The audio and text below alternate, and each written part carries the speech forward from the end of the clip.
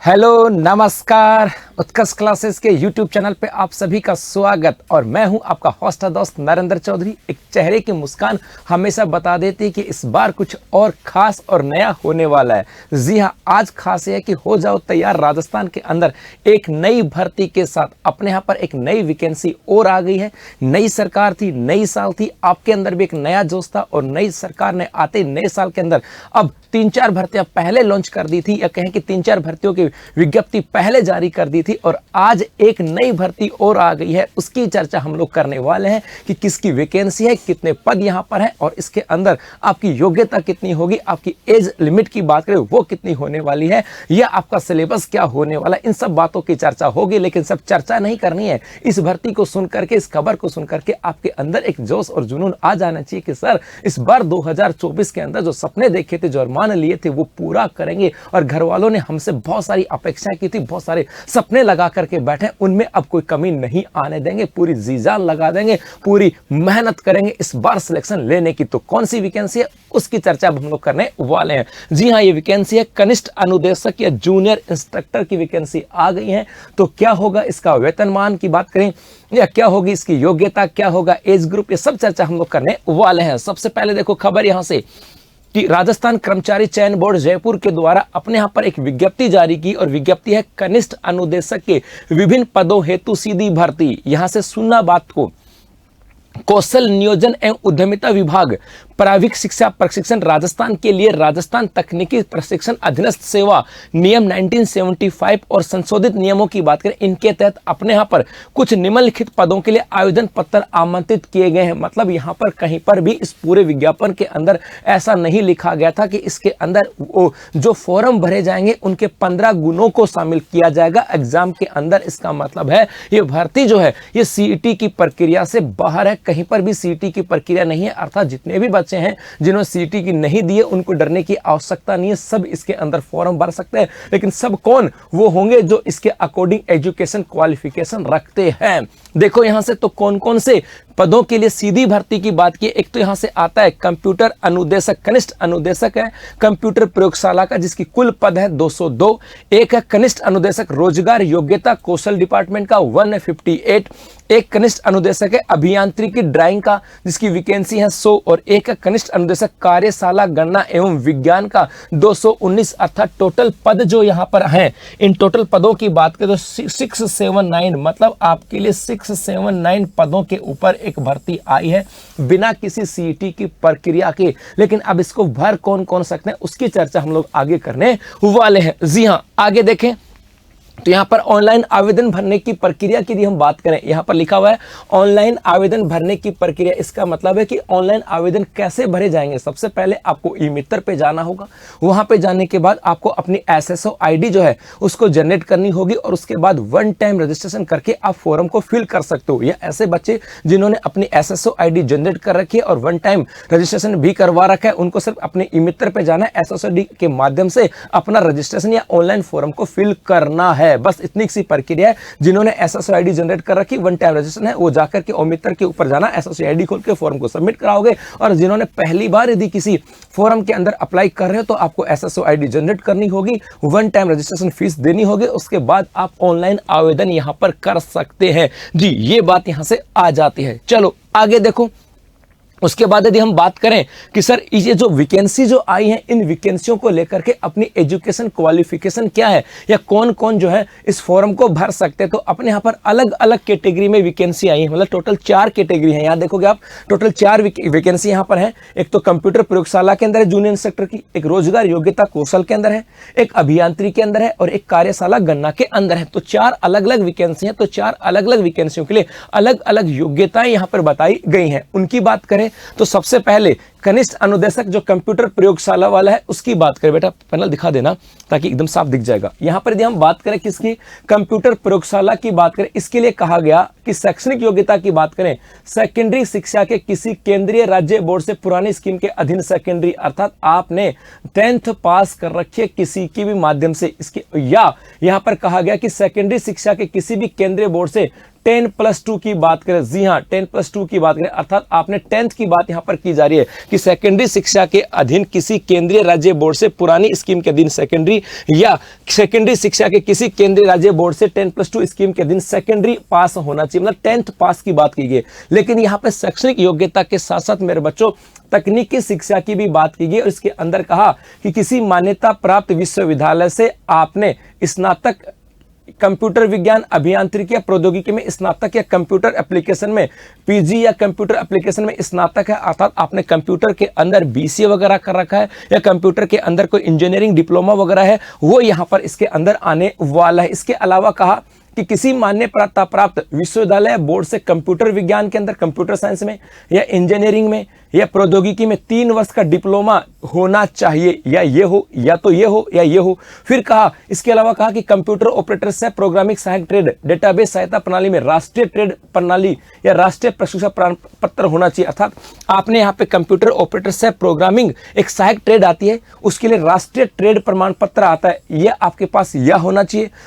और इसी के साथ 2 बातें हैं, कहा इसी के साथ आपके लिए कंप्यूटर सॉफ्टवेयर एप्लीकेशन ट्रेड में भारतीय शिल्प अनुदेशन प्रमाण पत्र होना चाहिए, अर्थात NCIC की बात करें, अर्थात आपको यहां पर ये तो आपकी शैक्षणिक योग्यता 10वीं पास। अब दिखा दो 10वीं पास की बात करें, ये आपकी कुछ तकनीकी शैक्षणिक योग्यताएं हैं। इसके साथ साथ आपके एक अनिवार्य योग्यता की कंप्यूटर सॉफ्टवेयर एप्लीकेशन ट्रेड में राष्ट्रीय शिल्प अनुदेशक प्रमाण पत्र आपके पास होना चाहिए। ये 3 बातें की गई, शैक्षणिक योग्यता, तकनीकी शिक्षा, उसके बाद यहाँ पर अनुभव की भी बात की गई कि किसी तकनीकी पद पर या तो किसी उद्योग में या किसी सरकारी विभाग में या किसी अध्यापन पद पर मान्यता प्राप्त अध्यापन संस्थान प्रशिक्षण संस्थान में निम्नलिखित अर्हता योग्यता होनी चाहिए, अर्थात आपके पास एक अनुभव की बात भी यहां पर की गई। अनुभव में कहा गया या तो आपके पास किसी मान्यता प्राप्त विश्वविद्यालय बोर्ड से व्यवसाय में स्नातक कंप्यूटर विज्ञान अभियांत्रिकी में स्नातक MCA 1 वर्ष का अनुभव वगैरह की बात की गई है, वैतनिक अनुभव की बात की गई, पैसों वाले की बात की गई, या फिर कहा गया है किसी मान्यता प्राप्त विश्वविद्यालय बोर्ड से कंप्यूटर विज्ञान अभियांत्रिकी प्रौद्योगिकी में 3 वर्ष का डिप्लोमा TGT से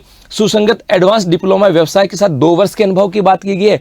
यदि यह है तो आपके पास 1 वर्ष का अनुभव चलेगा, यह है तो आपके पास 2 वर्ष का अनुभव। और कहा कि यदि आप कंप्यूटर ऑपरेटर से प्रोग्रामिंग सहायक ट्रेड के साथ है या डाटाबेस प्रणाली के अंदर आपके पास प्रमाण पत्र है तो आपके पास 3 वर्ष का प्रमाण पत्र क्या होना चाहिए, अनुभव प्रमाण पत्र होना चाहिए। मतलब यहाँ पर शैक्षणिक योग्यता, तकनीकी शिक्षा, 2 जगह ना एग्जैक्ट साफ साफ लिखा हुआ है, यहाँ पे शैक्षणिक शिक्षा होनी चाहिए, तकनीकी शिक्षा होनी चाहिए और इसके साथ साथ आपके पास अनुभव, और ये भी कौन सा, वैतनिक अनुभव होना चाहिए। ये पहले की बात है, ये इंपॉर्टेंट है जो आपके काम आने वाली है।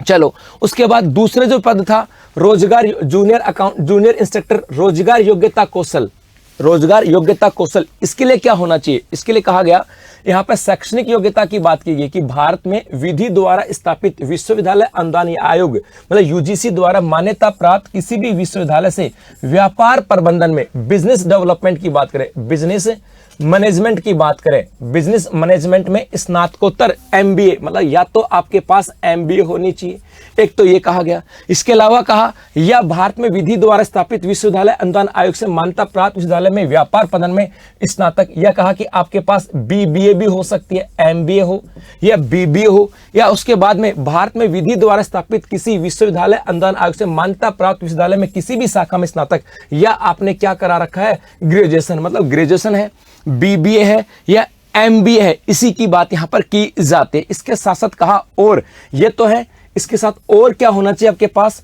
12वीं, इसके साथ साथ आपके लिए कहा गया कि और क्या होना चाहिए कि 12वीं या डिप्लोमा स्तर और उसके ऊपर अंग्रेजी सर्व सूचना कौशल और बेसिक कंप्यूटर का अध्ययन किया हो, अर्थात आपने बेसिक कंप्यूटर का अध्ययन किया हो। और क्या होना चाहिए, DGT संस्थानों से रोजगार कौशलों में लघु अवधि के TOT पाठ्यक्रम, अर्थात आपने रोजगार कौशल के तहत आपने कोई TOT पाठ्यक्रम भी कर रखा हो, ये यहां पर कहा गया और है।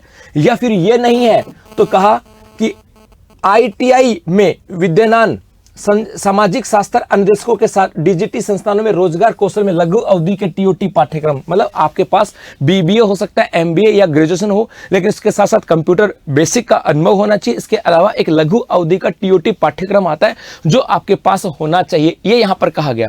ये तो था आपका शैक्षणिक योग्यता। फिर आपके यहाँ पर अनुभव की बात करें, अनुभव में कहा गया कि भैया यदि भारत में विधि द्वारा स्थापित किसी विश्वविद्यालय से आपने MBA कर रखा है तो आपके पास 2 वर्ष का अनुभव होना चाहिए।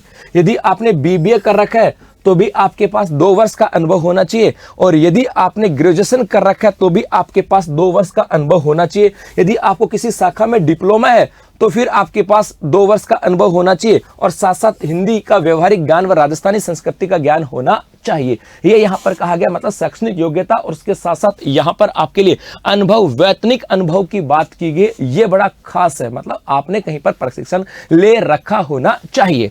चलो आगे देखो, उसके बाद अभियांत्रिकी ड्राइंग की बात करें, इसके अंदर कहा गया शैक्षणिक योग्यता की बात करें। इसके अंदर कहा कि भैया आपने किसी मान्यता प्राप्त बोर्ड से पुरानी स्कीम के अंतर्गत वैकल्पिक विषय के रूप में आपके फिजिक्स, केमिस्ट्री और मैथ के साथ सेकेंडरी होनी चाहिए, अर्थात आपने 10+2 कर रखी होनी चाहिए, जिसके अंदर आपके फिजिक्स होना चाहिए, आपके केमिस्ट्री होनी चाहिए, और आपके एक क्या होनी चाहिए, आपके फिजिक्स, केमिस्ट्री और मैथ, ये आपके होनी चाहिए।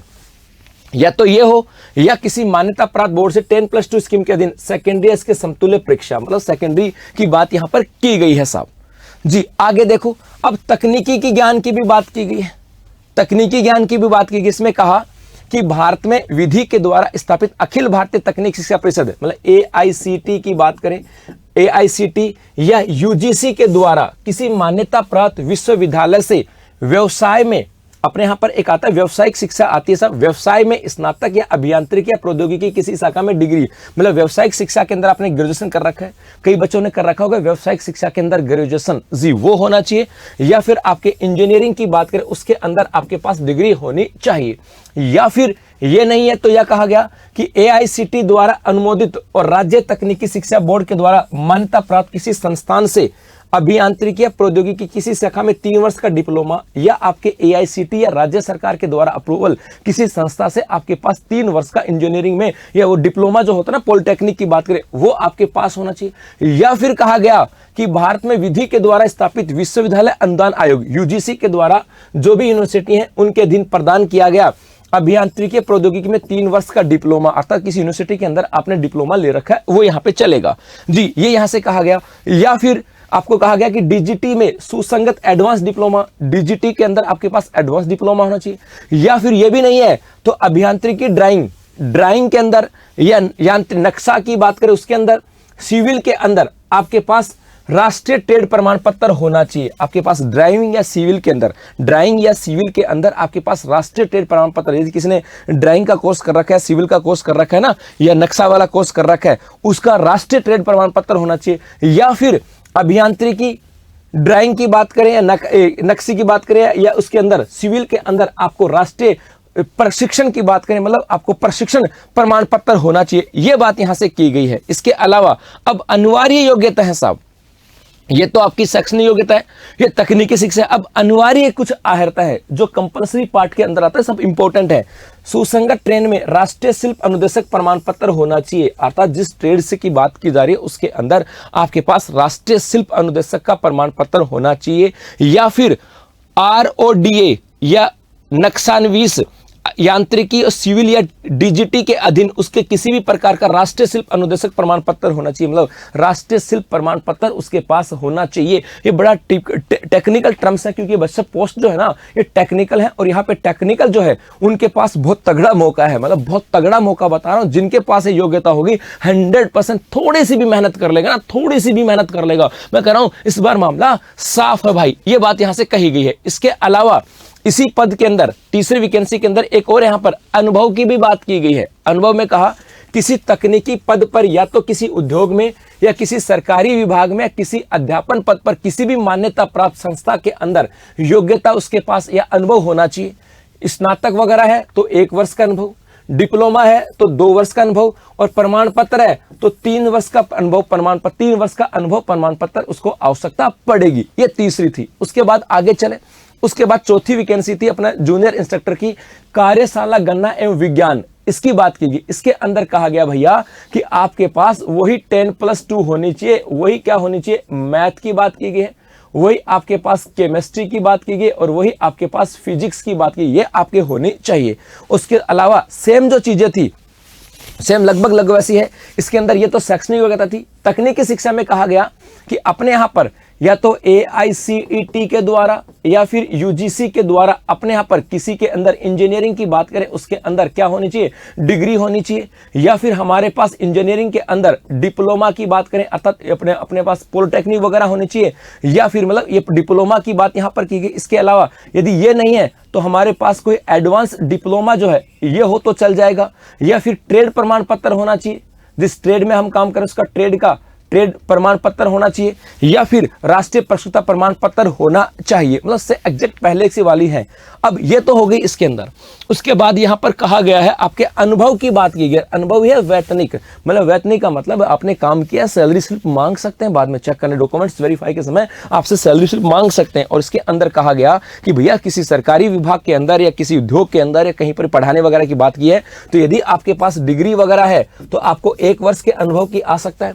यदि आपके पास डिप्लोमा है तो आपको 2 वर्ष का अनुभव चाहिएगा, और यदि आपके पास सर्टिफिकेट है तो आपको 3 वर्ष के अनुभव की आवश्यकता पड़ने वाली है इसके अंतर्गत। तो ये आपकी शैक्षणिक योग्यता, तकनीकी योग्यता और उसके साथ साथ आपकी अनुभव की योग्यता की जानकारी थी। अब गुरुजी यहां से बात आती है कि सर इसके अंदर ये तो हमारे पास है। कई बच्चे सोच रहे हैं गुरुजी ये तो हमारे पास है, कई सोच रहे हैं हमारे पास नहीं है। भैया नहीं है तो कोई बात नहीं है, पढ़ रहे होंगे या अपने यार दोस्त होंगे उन सबको बता देना, ऐसा मौका नहीं आएगा, एक शानदार मौका है सिलेक्शन लेने वाला। अब इसके अंदर सर एज कितनी होगी, तो बेटा एज की बात करें यहां पर एज जो आती है उस एज के साथ कहा गया कि निम्नलिखित नियमों के आधार पर आगामी जनवरी की प्रथम दिनांक से, मतलब 1 तारीख से 1 जनवरी वर्ष 2025 से गणना की जाएगी। ये गणना कब से की जाएगी, 1 जनवरी 2025 से इसकी गणना की जाएगी। और कब का होना चाहिए, 21 से लेकर के 40 वर्ष, अर्थात तिथि के पश्चात आगामी जनवरी का मतलब 1 जनवरी 25 की बात करें इससे आयु की गणना की जाएगी, और 1 जनवरी 2025 को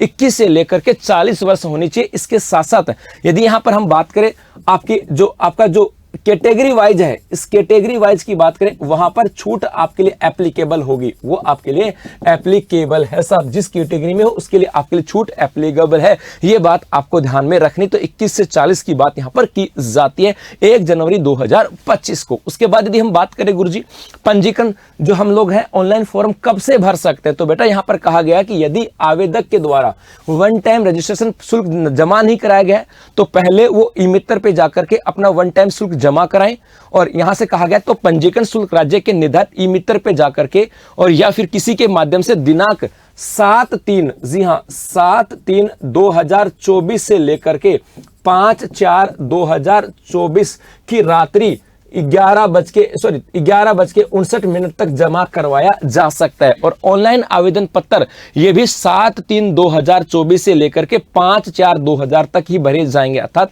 जब से आपका 1 टाइम रजिस्ट्रेशन जमा होगा उसी समय से आपके फॉर्म स्टार्ट हो जाएंगे। तो आपको 7/3/2024 से लेकर के 5/4/2024 तक आपके ऑनलाइन फॉर्म भरे जाएंगे। और इसके परीक्षा के आयोजन की बात करें सर परीक्षा कैसे होगी, तो बेटा ये जूनियर इंस्ट्रक्टर के उक्त पदों पे भर्ती बोर्ड के द्वारा ऑफलाइन आधारित परीक्षा आयोजित करवाई जाएगी, अर्थात ऑफलाइन होगी OMR सीट के ऊपर। और परीक्षा के संदर्भ में जो भी सूचना वगैरह होगी वो आपको अलग अलग विभिन्न समाचार पत्रों के माध्यम से सूचना दे दी जाएगी, ये बात यहां से कहा जाता है। उसके बाद यहां से आता है कि गुरुजी हम बात करें इसके अंदर एग्जाम कैसे होगा, उसका सिलेबस क्या होगा और क्या क्या बात यहां से आने वाली है। तो पहली जो भर्ती थी कंप्यूटर प्रयोगशाला की उसकी बात करें, उसके अंदर आपके 2 पार्ट होंगे, भाग ए और भाग ब। भाग ए जो होगा ये 40 अंक का होगा, और भाग ब की बात करें ये आपके 80 अंक का होगा। भाग ए के अंदर लिखा हुआ है सामान्य ज्ञान, और ये सामान्य ज्ञान सिर्फ और सिर्फ किसका है, राजस्थान, अर्थात राजस्थान का इतिहास, कला, संस्कृति, भूगोल, राजस्थान की राजनीतिक और प्रशासनिक व्यवस्था, मतलब आपको राजस्थान का जीके यहां पर पढ़ना है। राजस्थान का सिर्फ और सिर्फ राजस्थान का जीके होगा 40 नंबर का। और इसके अलावा बी पार्ट के अंदर आपके कंप्यूटर की बात की जाती है, किसकी, कंप्यूटर की बात की जाती है। उस कंप्यूटर के यहां पर 80 अंक का होने वाला, अर्थात टोटल 120 अंकों का होगा, और 2 घंटे का पेपर होने वाला। 2 पार्ट यहां पर होने वाले हैं। यहां पर कहा सबके सब ऑब्जेक्टिव होंगे। परीक्षा में न्यूनतम निर्धारित उत्तीर्ण के अंक 40% है, इससे कम इससे ज्यादा नंबर तो आने चाहिए। और साथ साथ यहां पर नेगेटिव की बात की गई, 1/3 नेगेटिव मार्किंग यहां पर होने वाली है, जी हां। उसके बाद में सेकंड जो थी रोजगार योग्यता कौशल की बात करें, यहां पर भी कहा गया कि 2 पार्ट होंगे। भाग ए, ये भाग ए 40 अंक का होगा।